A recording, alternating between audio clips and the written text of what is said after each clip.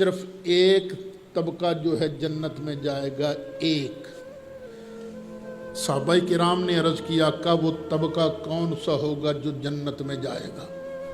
فرمایا ما انا علیہ و اصحابی، وہی لوگ جنت میں جائیں گے جو اس رستے پر ہوں گے جس رستے پر میں مصطفیٰ ہوں اور جس رستے پر میرے صحابہ کی جماعت ہے۔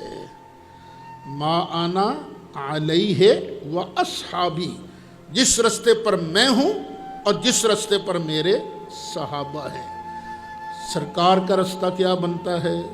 سنت، اور صحابہ کا پورا گروپ ہے نا، وہ کہلوائے جماعت۔ ہم نے اپنے آپ کو کیا کہلوانا شروع کر دیا؟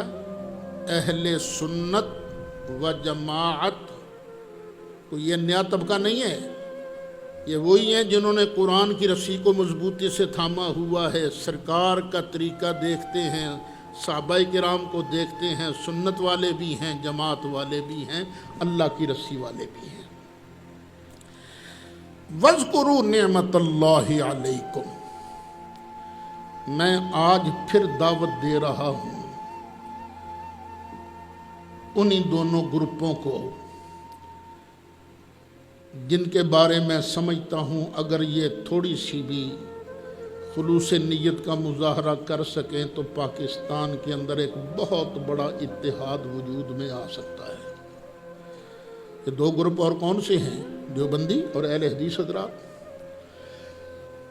میری دعوت یہ ہے کہ ہر معاملہ میں قرآن کو اپنا رہنما بنا لو، بس جو قرآن کہے وہ تم بھی مانو ہم بھی مانیں، اللہ اللہ اور خیر صلی اللہ۔ تم بھی اپنے بزرگوں کو پیچھے نہ لگو، ہم بھی نہیں لگتے۔